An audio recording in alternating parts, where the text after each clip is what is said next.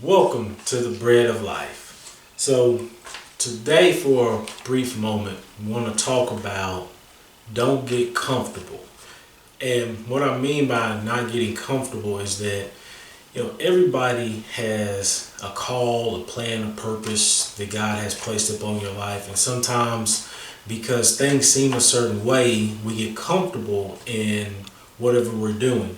Especially like on our jobs, we get real comfortable because it's easy to do so because there's a steady paycheck that's coming. You know what you're going to get. You know everything's going to be taken care of. But on the other side of that, if you begin to pursue what God has called you to do, it's not the same. It may not be as steady as you want it to be, and it looks a certain way.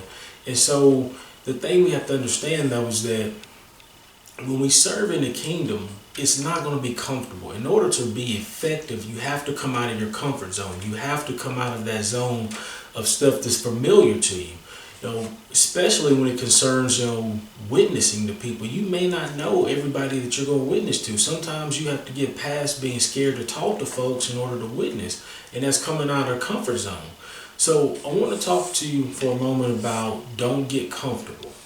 And we're going to come from John chapter 15, verse 16. It says, "You have not chosen me, but I have chosen you and have appointed you."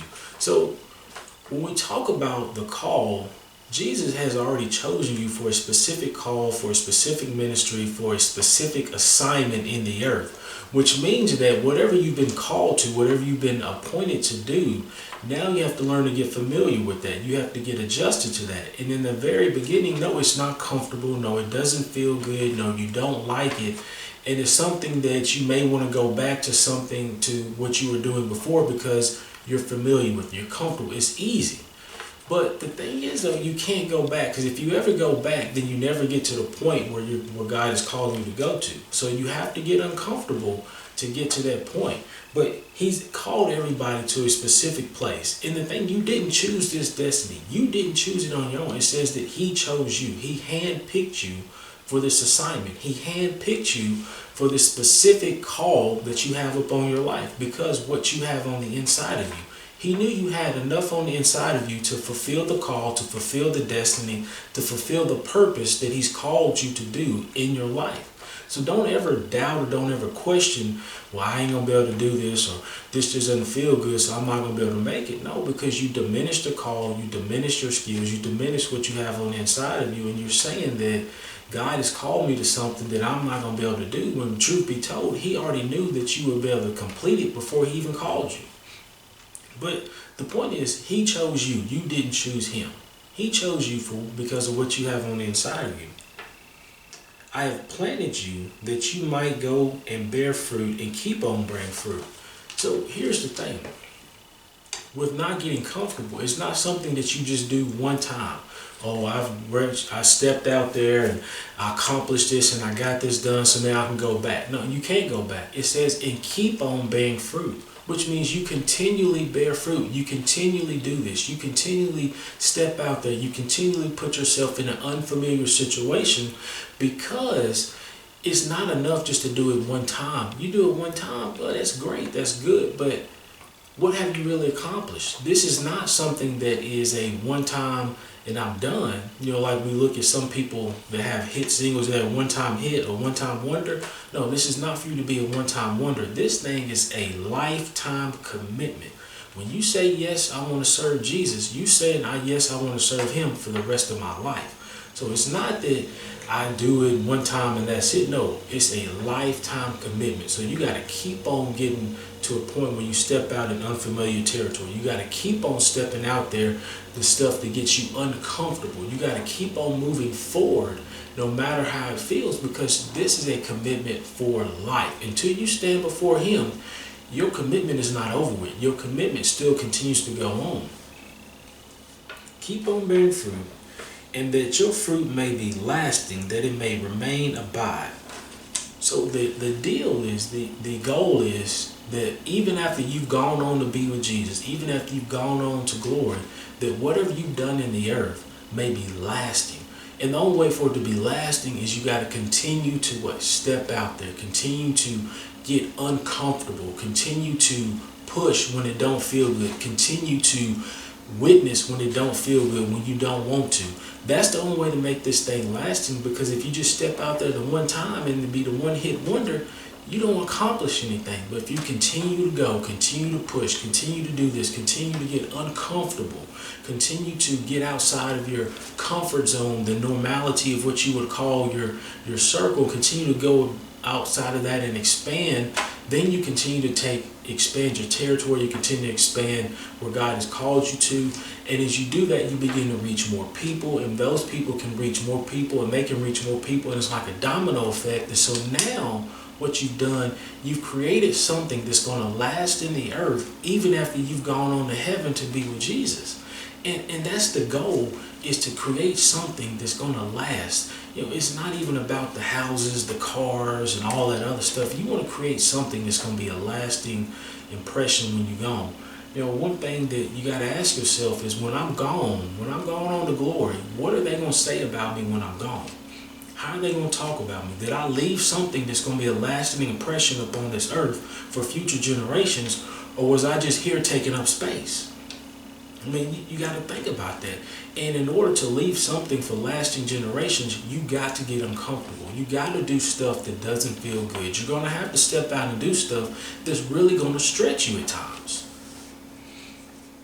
So that whatever you ask in the Father, in my name, as a presenting all that I am, He may give it to you. And see, here's the thing. When you step out there and you do, and you get uncomfortable, it says, whatever you ask the Father. Jesus said, whatever you ask God for in my name, He's going to do it, because I'm sitting beside God and I'm advocating for you. I'm up there telling Him, hey, he's one of mine. She's one of mine. I know him. I know her. Go ahead and do this for him. Go ahead and do that for her. So it's not like you by yourself. Even though, see, and this is the thing that when we step outside of our comfort zone, when we step out and do stuff that's unfamiliar to us, we think that we're out there by ourselves, all alone. We think that we're out there and we have no help. But Jesus is telling, hey, you have help. I'm going to make sure that God does this for you. All you got to do is ask me. Then not only that, God tells you in the Bible, Jesus says in the Bible, that He will never leave you nor forsake you. He will be right there beside you in all times. So what are you worried about? And if that wasn't good enough for you, here's another one, Romans 8:31. If God be for you, then who or what can be against you? So when you step out there outside of your comfort zone, outside of what you call normality, or outside of what you're familiar with, and it gets a little iffy, and things start to get to a point where you thinking, well, man, this is going to be too much to handle, and you want to back up. Remember Romans 8:31. If God be for me, then who or what can be against me? Yes, the situation may be. Yes, the circumstance may look like. Yes, the trial and tribulation, they're going to come. But if God be for me, who or what is going to be against me? Who or what is going to stop me from stepping out there, getting outside my comfort zone, getting outside of this thing I call normality, and expanding the kingdom of God? And not just, I don't want it to be just about expanding the kingdom of God. I want this to be something that you step outside, not just in ministry, not just spiritually, but step outside also in the arena of business, in the arena of whatever God has called you to do to make money. Step outside your comfort zone in that as well. Don't just apply this just to spiritual things, but also to business and everything else. If God has called you to be something else, that you work in a job, and hey, my calling is really this field, step outside of that and begin to pursue that. Yes, it's scary. It is, but this is the way you have the lasting fruit. This is the way you truly pursue God, because if you don't do it, you'll never know what it would ever been like. And you'll never experience the best that God has for you by staying confined to a box and staying confined to this area. The only way to experience everything God has for you is to really step outside. And some of you guys, I encourage you to start traveling. Step outside of Alabama. Step outside of Tennessee. Step outside of the U.S. and get outside of this. Expand that comfort zone. Go places. See things. This is how we experience, this is how we, experience and enjoy life. That's what it was all meant to be about. So I hope this was encouraging to you. I hope this was a blessing to you. And I hope it encourages you to now step outside the comfort zone and don't stay confined to the box as it relates to spiritual things, as it relates to business, or even traveling. But step outside and go different places, do different things. Pursue what God has called you to do as it relates to business. And definitely pursue what God's called you to do as it relates to spiritual and the call of God that He has upon your life. And as always, we went with our foundational scripture, which is Matthew 4:4. And Jesus said, man shall not live by bread alone, but by every word that proceeded out of the mouth of God. We love you guys. You be blessed.